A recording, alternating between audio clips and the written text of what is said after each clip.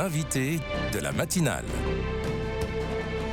KTO Radio. Ils sont plus de 120 prêtres de la province de Tours, qui comprend les diocèses de Tours, mais aussi de Blois, Chartres, Orléans et Bourges, à être réunis à Nouhans-le-Fuselier, dans le département du Loir-et-Cher, pour une session de formation et de retraite biblique de 3 jours à partir d'aujourd'hui. C'est l'occasion ce matin de revenir sur la formation continue des prêtres dans la matinale. Depuis plusieurs années, le dicaster pour le clergé invite les diocèses à un accompagnement permanent des prêtres, aussi bien théologiques que sur des réalités plus pastorales et plus humaines. Père Henri de Villefranche, bonjour. Bonjour. Merci d'être avec nous ce matin. Vous êtes enseignant, vous êtes bibliste et vous êtes également notre invité, car c'est vous qui animez cette session de formation des prêtres de la province de Tours. Alors peut-être que certains auditeurs sont étonnés d'entendre qu'il faut une formation continue des prêtres. Alors non, il ne faut pas être étonné. D'ailleurs, quand on me l'a demandé de rendre ce service, j'ai pas hésité parce que c'est un service assez ordinaire que l'on est invité à rendre dans des tas de domaines et de disciplines. Tout simplement parce que il y a qu'à penser à la mission officielle de l'évêque dans son mandat. Cette mission est triple et c'est depuis des siècles et des siècles. L'évêque doit enseigner, gouverner et sanctifier.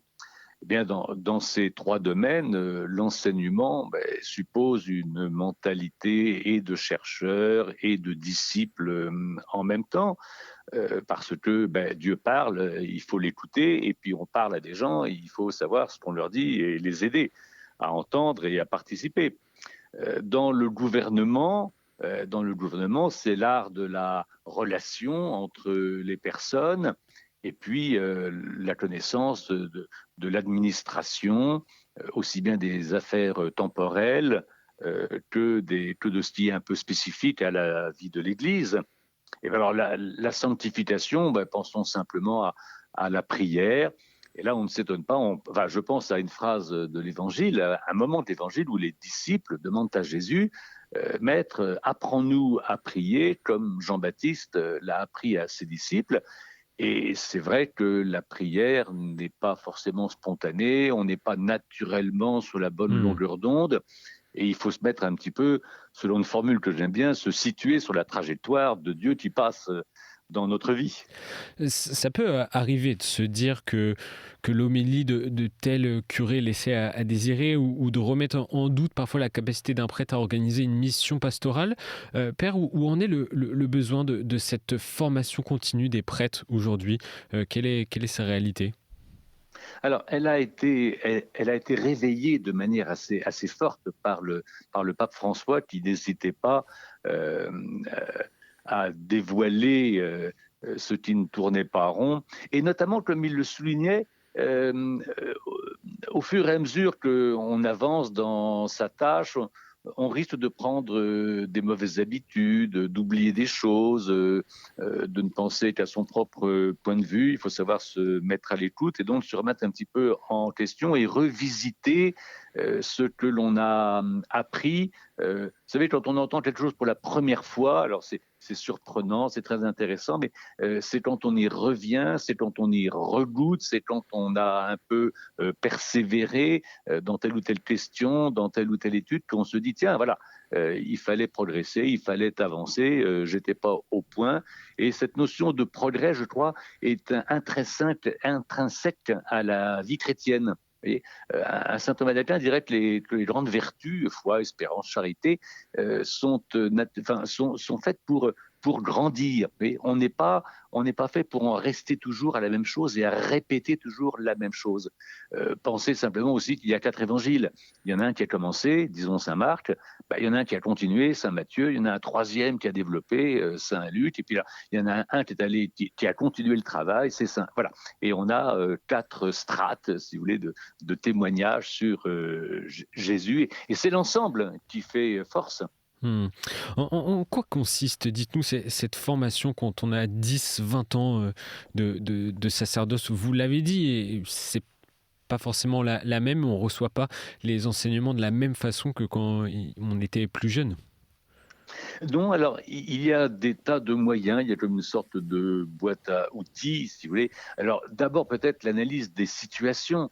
Oui, on est confronté à l'accompagnement de personnes dans des situations, euh, des familles en deuil, l'accompagnement de la vie spirituelle. Quelqu'un vous dit, mon père, apprenez-moi à prier.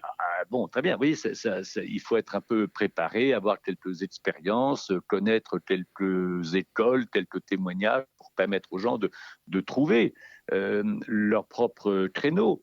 Il y a aussi tous les besoins de la vie ordinaire, de la vie sociale, de la vie sociétale. On est confronté à des challenges étonnants. Alors, c'était vrai hier, c'est encore plus vrai aujourd'hui. Il faut devenir à peu près compétent de manière à pouvoir accompagner les fidèles dans les défis que notre société présente et donc être prêt soi-même. Hmm. La dernière session biblique dans la province de Tours était il y a 4 ans, par exemple. Quel devrait être, selon vous, le rythme de formation des prêtres? Ouais, d'abord, il y a plusieurs moyens. C'est-à-dire que les sessions, vous voyez, rassembler plus d'une centaine de prêtres, c'est un tour de force. Hein. Et ça a des enjeux qui dépassent très largement le thème de la session. Vous voyez, aujourd'hui, donc, c'est les actes des apôtres, une perspective de réflexion sur l'Église. Mais imaginez sur 5 diocèses, le fait qu'une 120 prêtres se rencontrent de toutes les générations, de toutes cultures, de toutes origines, alors qu'ils communient dans une région apostolique. Rien que le fait d'être ensemble est déjà un événement qui apporte beaucoup parce que dans la question des formations, vous avez le côté technique avec un enseignement, un partage, un travail qui est proposé, mais vous avez surtout ce qui est de l'ordre des rencontres. Si je prenais une comparaison, vous voyez, la vie de prière dans une famille, ça s'apprend aussi. La prière en famille, c'est pas facile. Chacun prie un petit peu à sa manière. Prier ensemble, et pour un presbytérium, pour un groupe de prêtres, se rassembler pour prier ensemble, pour étudier ensemble, a priori, il se passe déjà quelque chose d'assez fort. Hmm. Et le thème technique qui intervient, que ce soit de la Bible, de la théologie, d'une science humaine, travailler sur l'intelligence artificielle était à la mode, enfin, qui était un problème contemporain, etc. Vous voyez, quel que soit le sujet, ce qui est intéressant, c'est de le travailler ensemble. Et comment vous comprenez cette envie de ces prêtres pour se former? Parce que vous l'avez dit, plus de 120 prêtres participants, c'est pas rien, il y a toute une logistique. Comment vous voyez cette envie?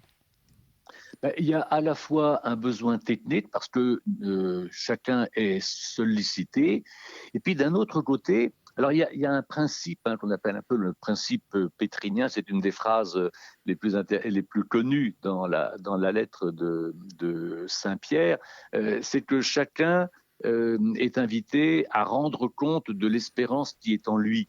Le Christ nous appelle, mais on n'est pas des perroquets, on n'est pas des répétiteurs. Il faut dire les choses en conscience. Oui. Je me souviens d'une proposition du père Sesboué, un grand théologien jésuite du centre Loyola de Paris, qui disait, pour des étudiants en théologie, le but de la théologie, c'est d'arriver à dire le credo en conscience. Vous voyez, c'est-à-dire qu'il faut avoir pénétré le sens profond d'un texte que tout le monde peut réciter, que nous connaissons par cœur, mais pas simplement en le répétant, mais en disant à travers cela, je crois. Oui. Hmm. L'Église croit et je crois. Vous savez, c'est le phénomène que nous avons à Pâques pour la récitation du credo. Alors, le credo est proposé et les gens. Alors, qu'est-ce que les gens répondent? Soit je crois, soit nous croyons. En fait, c'est pas l'un ou l'autre, c'est l'un et l'autre. Il y a le phénomène global, on suit, et puis il y a le phénomène personnel. Vous voyez, et ce côté de l'engagement personnel, c'est lui qui est un peu la signature que à travers ces témoignages, au fond, c'est Dieu qui est en train de parler. Mais on ne récite pas. Et j'imagine que c'est pas si évident de votre côté aussi comme animateur de trouver le ton juste quand il y a une diversité d'âge, mais aussi une diversité culturelle avec des prêtres étrangers en mission dans une session biblique comme celle-ci. Alors, l'avantage de la Bible, c'est que de toute façon, a priori, il y a ce choc entre Dieu qui parle aux hommes, qui nous parle avec une langue humaine. Oui, il y a déjà un phénomène ici qui fait que ces deux mondes qui se rencontrent par la médiation de la parole. Si on y réfléchit, c'est un peu incroyable que Dieu parle humain, oui, avec toutes les contraintes justement d'une langue, d'une culture. Et la Bible, de la Genèse à l'Apocalypse, présente a priori ce choc. Alors, ce choc, en réalité, nous le vivons ensemble. Et je ne fais pas un cours, voyez-vous, c'est pas un cours comme quand on est au séminaire avec des gens qui ne savent rien. En fait, la grande joie, je dirais, a priori, et j'espère a posteriori, de vivre ces sessions, c'est que on est véritablement ensemble. Nous pratiquons tous, les 120 que nous sommes, nous pratiquons tous la lectio divina, la lecture du bréviaire, la prière des psaumes, qui sont quand même constitués, enfin les psaumes, l'office, c'est 90% de Bible. Donc nous méditons les mêmes livres, les mêmes sentiments, la même espérance. C'est un terrain qui nous est commun. Et c'est dans ce terrain que nous avançons. Et je dirais qu'on se tient les uns les autres pour avancer ensemble. Et comme vous le disiez aussi, c'est une famille qui doit apprendre à prier ensemble. Une dernière question, Père. On parle depuis le début de la formation des prêtres, mais ce besoin, est-ce qu'il concerne aussi les laïcs et tous les baptisés, au final, ce besoin de formation ? Alors oui, on dit que la vie chrétienne, mais vous savez, c'est un aspect qui remonte déjà à la tradition juive. La vie chrétienne repose sur l'étude, la prière, la charité.